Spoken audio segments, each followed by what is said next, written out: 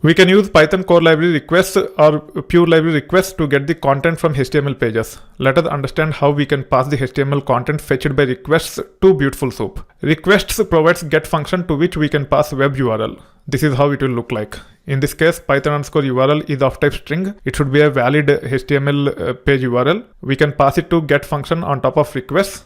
This will return a response object. In this case, Python_page is of type response. Once you create a response object, it have an attribute called as content, and you should be able to access the HTML content using this attribute. Now, you can pass this content attribute to Beautiful Soup and create the soup object, and you can pass the HTML tags and data for further processing. Let's import requests here.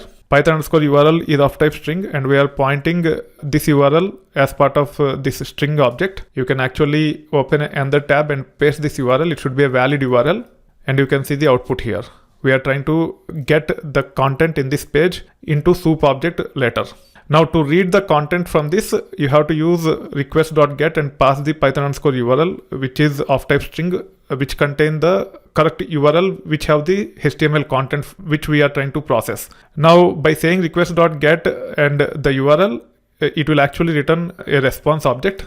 Now Python_page will be of type response. You can check the type of Python_page. It is of type response. It exposes an attribute called as content. It is not a method or function. It is attribute. The attribute will contain the HTML content. However, the type of it is nothing but bytes. You can validate by saying type of this Python_page.content.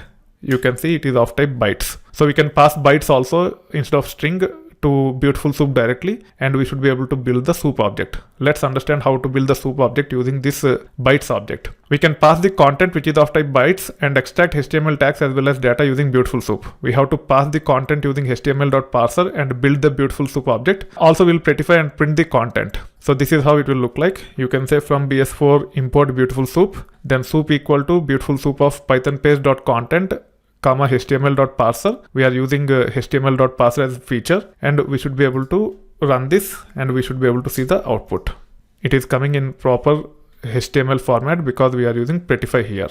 This is how you should be able to get the content from a HTML page using requests and pass it to Beautiful Soup to create the soup object. Once the soup object is created, we should be able to leverage the APIs that are available to process or manipulate the DOM structure of the HTML that is being captured.